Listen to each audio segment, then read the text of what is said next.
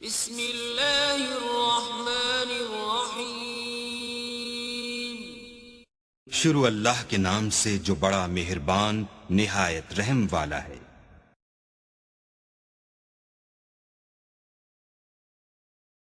اللہ کے محبوب علیہ الصلوۃ والسلام نے ایک بڑی خوبصورت بات ارشاد فرمائی، ذرا سنیے اور اس کا لطف لیجئے، اور حضور کے دیے گئے اس وعدے پہ دل کے قرار کا سامان کیجئے۔ اللہ کے محبوب علیہ السلام نے ارشاد فرمایا کہ من یکفر لی اللہ یسأل الناس شیئا، جو شخص مجھے اس بات کی ضمانت دے کہ وہ اللہ کے علاوہ کبھی بھی کسی سے کوئی سوال نہیں کرے گا، جب بھی کوئی مشکل ہوئی، جب بھی تکلیف ہوئی، تو وہ سوال مالک کی دہلیز پہ کرے گا،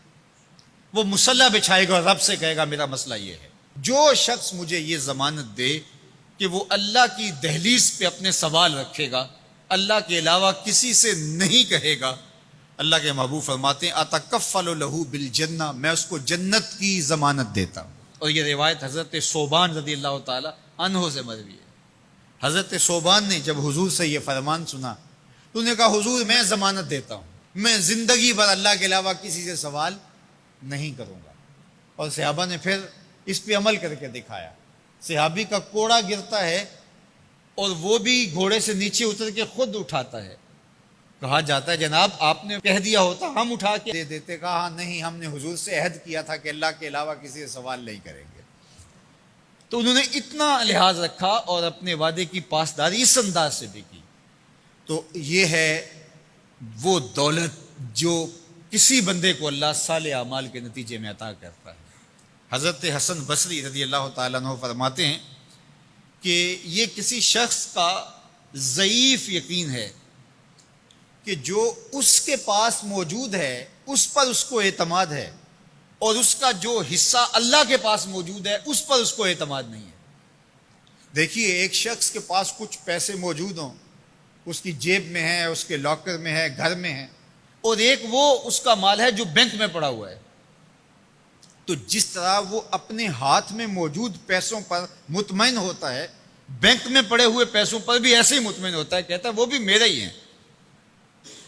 تو جو شخص بینک میں پڑے ہوئے پیسوں پر تو مطمئن ہے، گھر میں موجود رقم پر تو مطمئن ہے، اس کے ہاتھ میں، اس کی جیب میں جو ہے اس پر تو مطمئن ہے،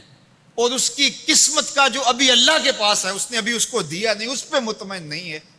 تو حضرت حسن بصری فرماتے ہیں اس سے بڑھ کر ذوف یقین اور کیا ہوگا کہ جو اس کے پاس ہے، جس کو چرایا جا سکتا ہے، جس کو چور کھینچ سکتا ہے، جو گر سکتا ہے، جو چھینا جا سکتا ہے، اس پہ تو یقین کر رہا ہے کہ یہ میرا ہے، اور جو اس کا حصہ اللہ کے ہاں ہے اس پہ یقین نہیں کر رہا۔ تو کہا کہ اس سے بڑھ کر پھر اور ذوف کیا ہو سکتا ہے۔ اس لیے اپنی زندگی میں قناعت کا نور رکھنے والے ہی مطمئن زندگی گزارتے ہیں۔ ابن جوزی نے کہا تھا کہ جس شخص کی زندگی میں قناعت آ گئی اس کی زندگی مطمئن ہو گئی،